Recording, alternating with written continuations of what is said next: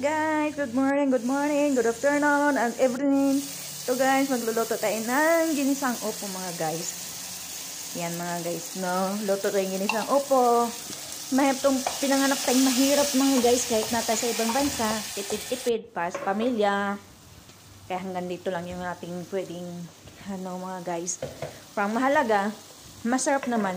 Kahit simpleng lito lang to, pinagtsagaan na. Okay na, at least may laman ating sikmura.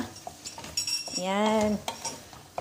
Ginigisa na natin yung mga guys. At ang masarap to at talagang lasang Pilipino talaga. Basta Pilipino ang gumawa. Yan, ganyan talaga tayong mga Pilipino.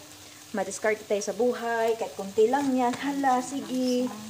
Bites lang yan. At least, hindi tayo nagnakaw. Hindi tayo nakaapak ng tao. At sarili nating yan.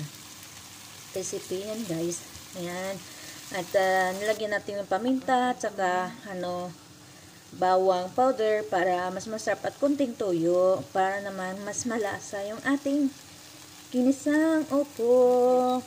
Pinagtsagaan na natin yung upo natin na yun guys kasi pasira na sa sayang itapon. Sayang yung pera natin pinabili dyan kaya pipiliin natin yung okay pa at pwede pa natin maluto at makain. Ito yung ulam ko for today. Ayan. Masarap simple lang yan mga guys. Ayan, tapos na. Ready to eat na. Thank you for watching.